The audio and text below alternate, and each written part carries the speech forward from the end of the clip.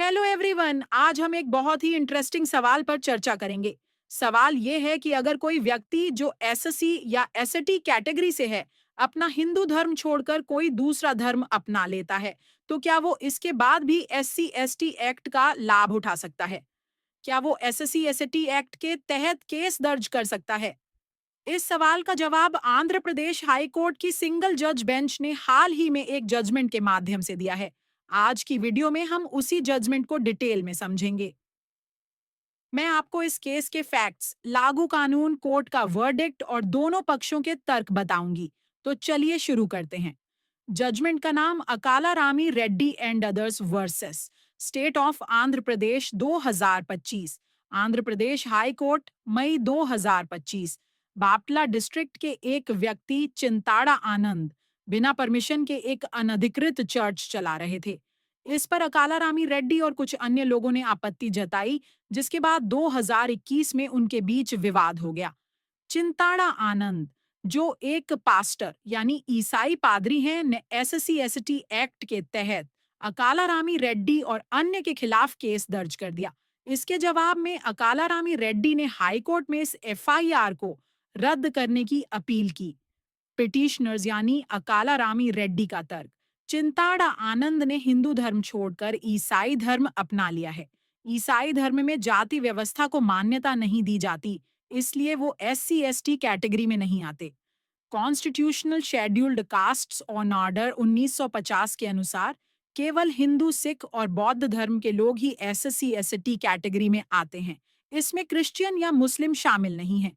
चिंताड़ा आनंद लंबे समय से पास्टर के रूप में काम कर रहे हैं और उनकी आय का स्रोत भी यही है। इसलिए वो एससी एसटी एक्ट का लाभ नहीं ले सकते।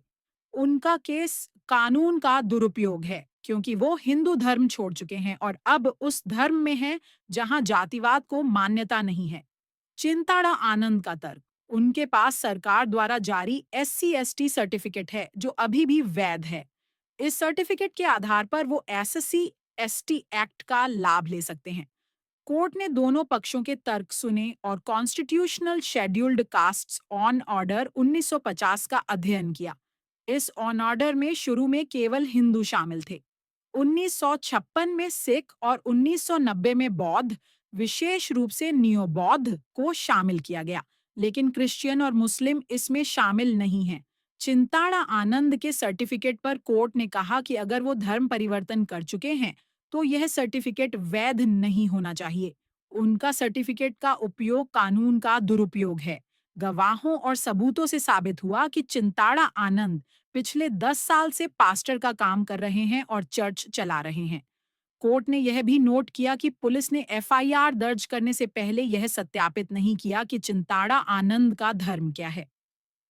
जस्टिस हरिनाथ की सिंगल जज बेंच ने फैसला दिया कि SC ST prevention of atrocities act उन व्यक्तियों पर लागू नहीं होता जो हिंदू धर्म छोड़कर ऐसे धर्म में चले गए हैं जहां यह एक्ट लागू नहीं होता, जैसे क्रिश्चियनिटी या इस्लाम। अगर कोई व्यक्ति सिख या बौद्ध धर्म अपनाता है, तो वो एससी एसटी एक्ट का लाभ ले सकता है, लेकिन क्रिश्चियनिटी या इस्लाम अपनाने पर नहीं। कोर्ट ने कहा कि एससी एसटी एक्ट का उद्देश्य उन लोगों को संरक्षण देना है जो जातिगत भेदभाव का सामना करते हैं। अगर कोई व्यक्ति ऐसा धर्म अपना लेता है जहां जातिवाद को मान्यता नहीं है, तो वो इस एक्ट का लाभ नहीं ले सकता। कोर्ट ने एफआईआर को रद्द कर दिया और कहा कि चिंताड़ा आनंद ने कानून का दुरुपयोग किया। कोर्ट ने यह भी कहा कि उनका एससी एसटी सर्टिफिकेट रद्द होना चाहिए था और इसकी जांच संबंधित अथॉरिटीज को करनी चाहिए। यह जजमेंट इसलिए महत्वपूर्ण है क्योंकि भारत में धर्म परिवर्तन, खासकर क्रिश्चियनिटी और अन्य धर्मों में एक संवेदनशील मुद्दा है।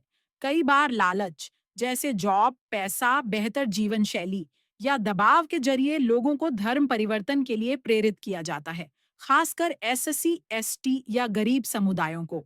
आर्टिकल 25 के तहत हर व्यक्ति को अपनी इच्छा से धर्म चुनने की स्वतंत्रता है, लेकिन यह अधिकार पूर्ण नहीं है और पब्लिक ऑर्डर, नैतिकता और कानून के अधीन है। भारत में 11 राज्यों जैसे यूपी, हरियाणा, उत्तराखंड, गुजरात, कर्नाटक, आंध्र प्रदेश आदि ने एंटी कन्वर्जन लॉ बनाए हैं, जो जबरन या लालच के जरिए धर्म परिवर्तन को रोकते हैं। धर्म परिवर्तन के सामाजिक प्रभाव। ग्रामीण इलाकों में धर्म परिवर्तन करने वालों को सामाजिक बहिष्कार या नफरत का सामना करना पड़ सकता है। कई बार लोग लालच में धर्म बदल लेते हैं, लेकिन बाद में अपनी सांस्कृतिक पहचान खो देते हैं और सामाजिक समस्याओं का सामना करते हैं।